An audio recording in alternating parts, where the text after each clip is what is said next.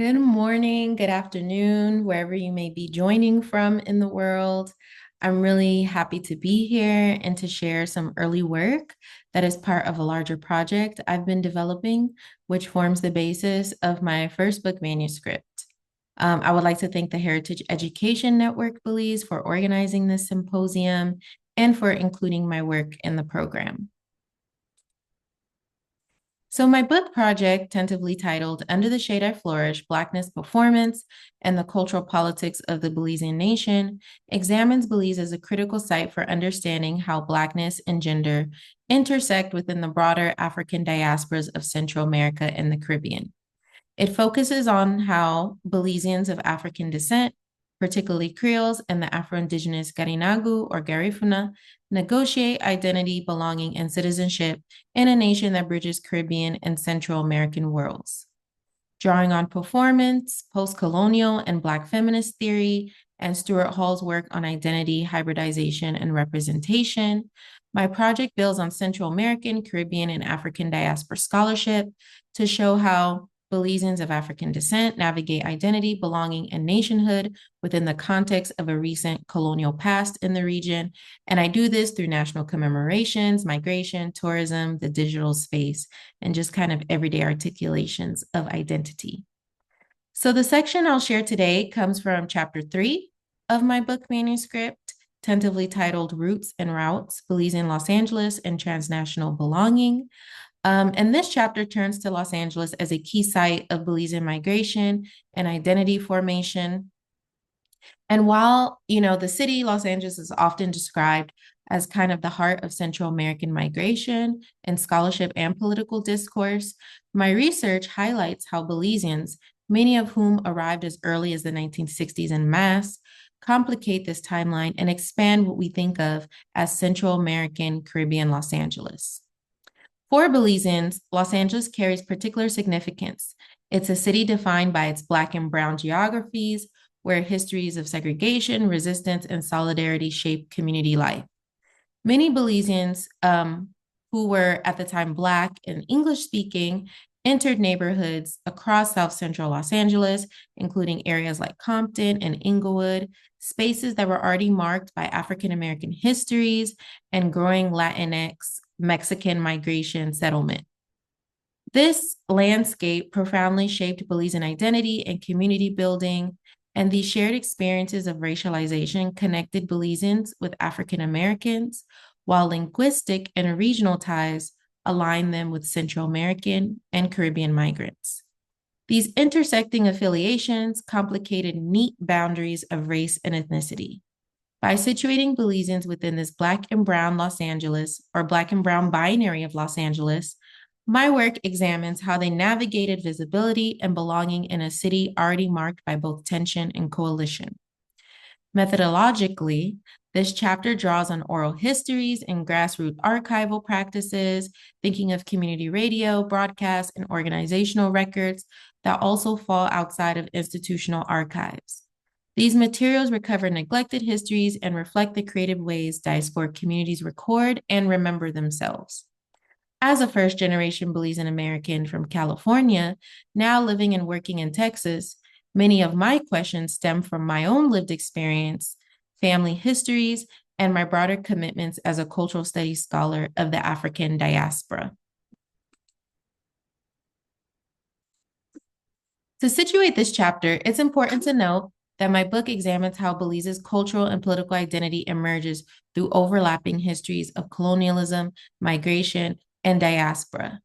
As the only English-speaking nation in Central America and former British colony, Belize occupies this in-between space, Caribbean in culture and geographically, if you think about the circum-Caribbean, but also geographically tied to Central America.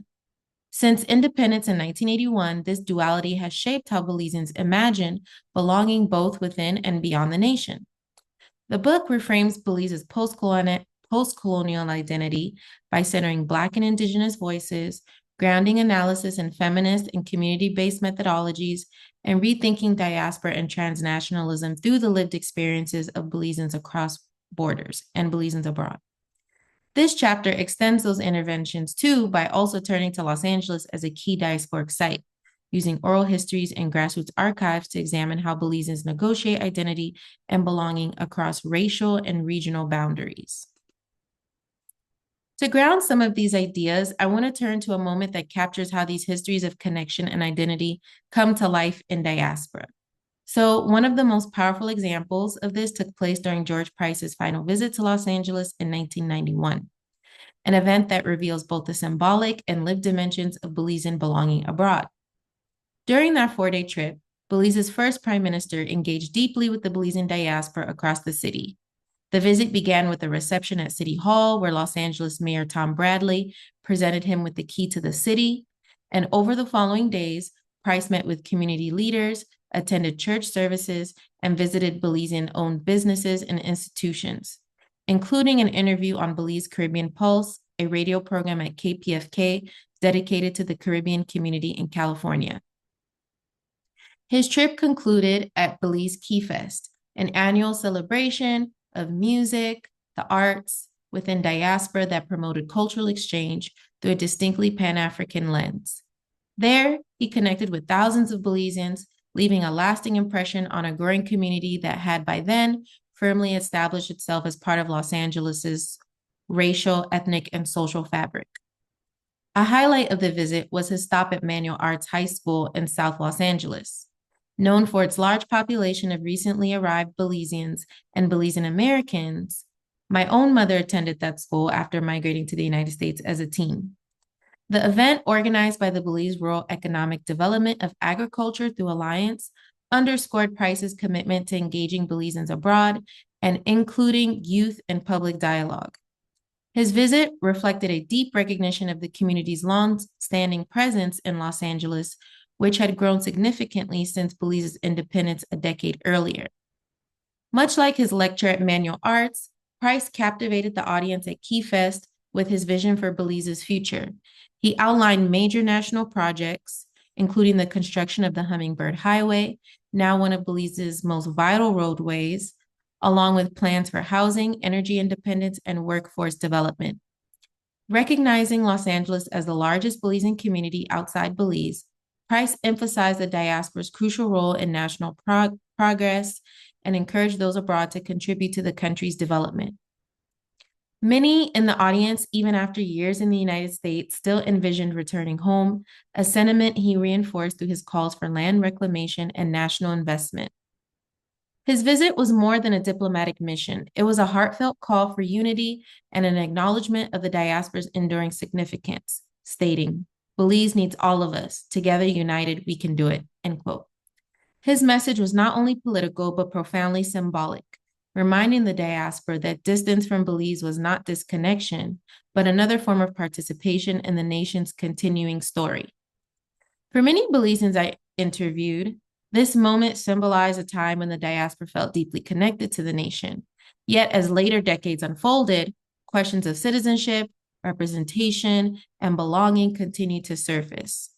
Rather than view these tensions as opposition, I understand them as part of an ongoing negotiation, an evolving dialogue about what it means to belong to a nation that has always extended beyond its borders. Belizean migration to the U.S. began in the early 20th century, but expanded significantly after World War II.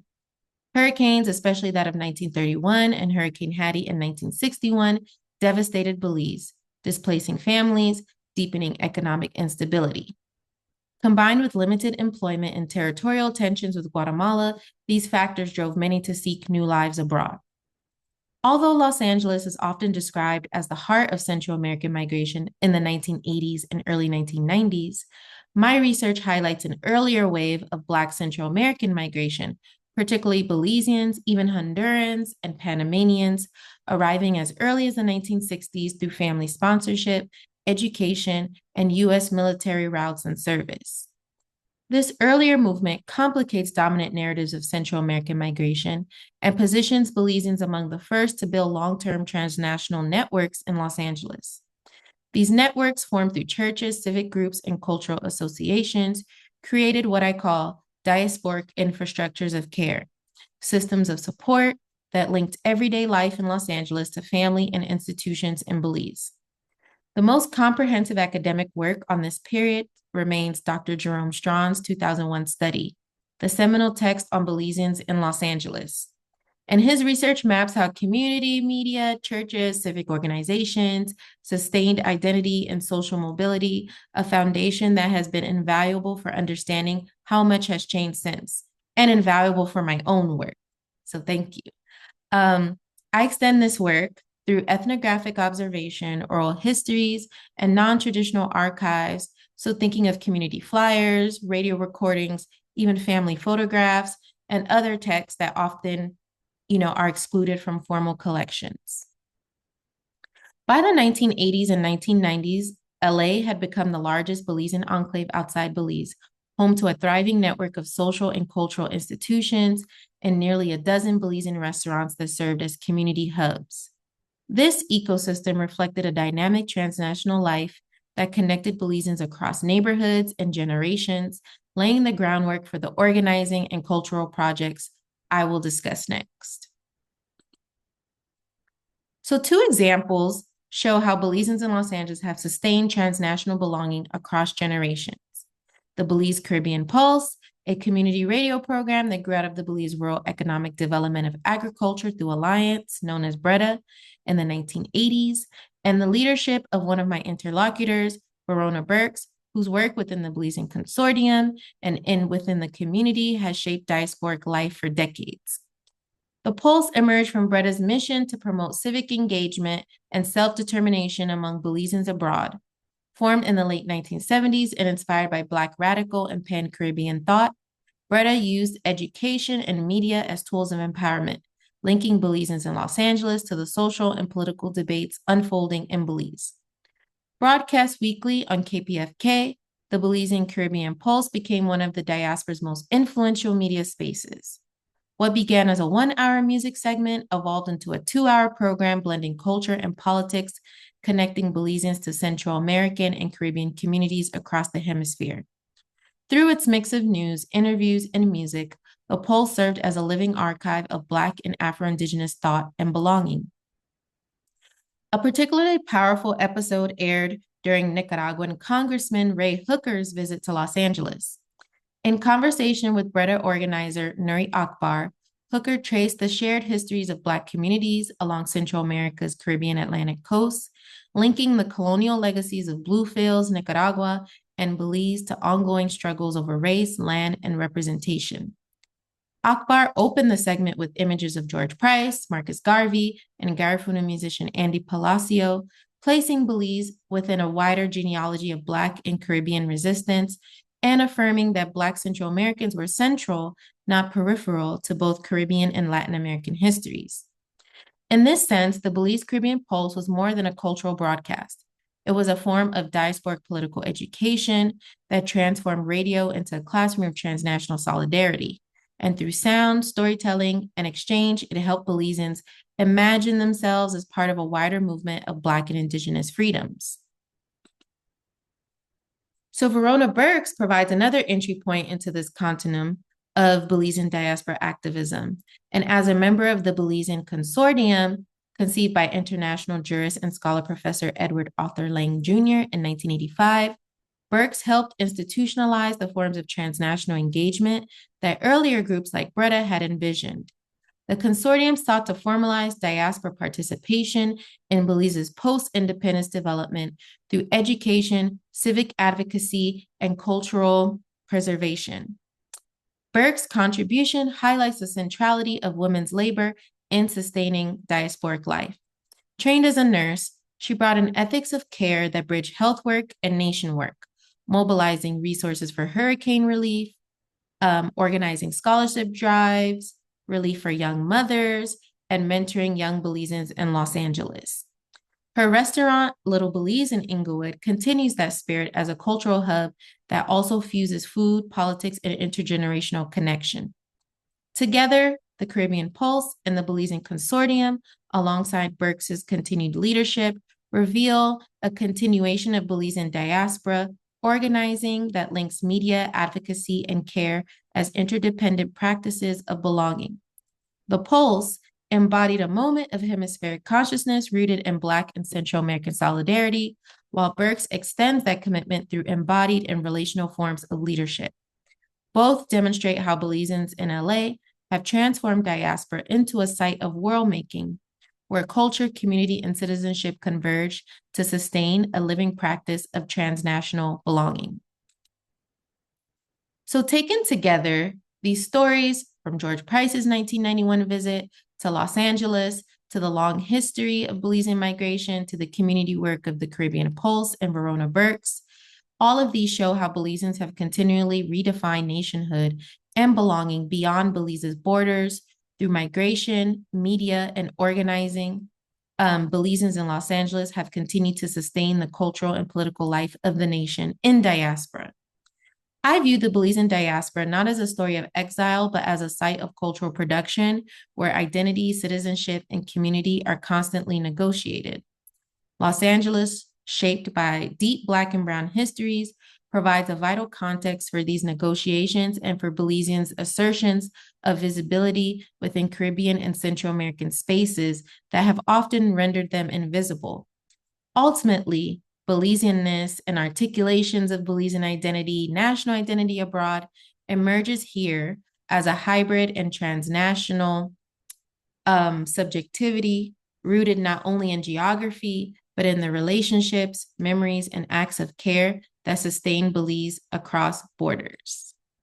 Thank you. And here are also the credits for the images, the cover images, and the sources for the images that I was lucky to receive. Thank you.